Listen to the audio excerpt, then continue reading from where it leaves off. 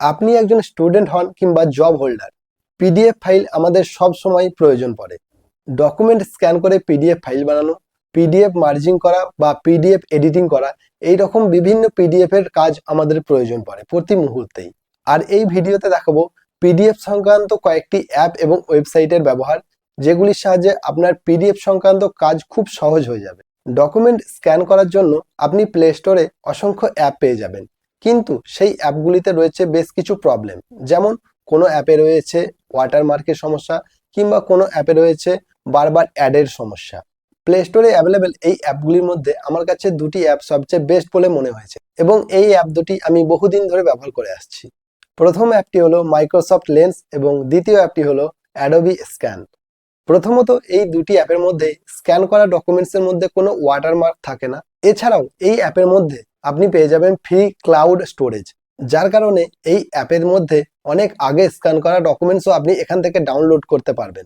এছাড়াও এই অ্যাপ্লিকেশনগুলির মধ্যে রয়েছে automatic page detection, automatic background clearance এবং ইমেজ এনহ্যান্সমেন্ট। মাইক্রোসফট লেন্সের মধ্যে পেয়ে যাবেন ওসিআর টেক্সট রিকগনিশন, যার সাহায্যে আপনি যে কোনো স্ক্যান করা ডকুমেন্টস থেকে টেক্সট এক্সট্রাক্ট করে মাইক্রোসফট ওয়ার্ড, এক্সেল, নোটবুক কিংবা হোয়াটসঅ্যাপের মধ্যে পেস্ট করতে পারবেন। এবার আসি পিডিএফ মার্জের কথায়। সবচেয়ে সহজ এবং সিম্পল পিডিএফ মার্জিং টুল হলো আই লাভ পিডিএফ। আপনারা আই লাভ পিডিএফ এর ওয়েবসাইট থেকে ব্যবহার করতে পারেন, অথবা এটির অফিসিয়াল অ্যাপ প্লে স্টোর থেকে ডাউনলোড করে সেখানেও ব্যবহার করতে পারেন।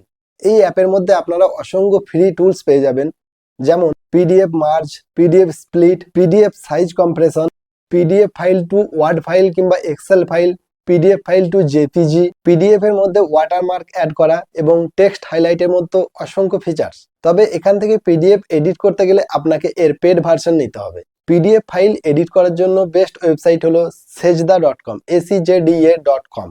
এখানে আপনার পিডিএফ ফাইলটি আপলোড করে দিন। তারপরে এখানে আপনি যে কোনো টেক্সটের উপর ক্লিক করে সেটিকে এডিট করে একই ফন্টে নিজের ইচ্ছা মতো টেক্সট লিখতে পারবেন, এবং সেটিকে কোনো ওয়াটারমার্ক ছাড়াই ডাউনলোড করতে পারবেন। সব শেষে থাকছে একটি বোনাস ট্রিক। যারা কম্পিউটারে বেশি পিডিএফ নিয়ে কাজ করেন তাদের জন্য রয়েছে একটি ফ্রি ওপেন সোর্স সফটওয়্যার।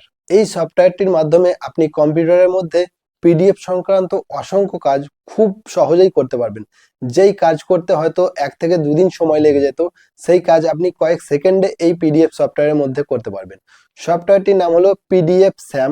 আপনি এই সফটওয়্যারের নিজস্ব ওয়েবসাইট থেকে ফ্রিতে ডাউনলোড করতে পারবেন। ভিডিওটি ভালো লাগলে অবশ্যই ভিডিওটি লাইক করবেন, আর আমার চ্যানেলকে সাবস্ক্রাইব করতে ভুলবেন না। আর যদি কোনো নির্দিষ্ট টপিকের উপর ভিডিও বানাতে হয় তাহলে অবশ্যই কমেন্ট করে জানাবেন।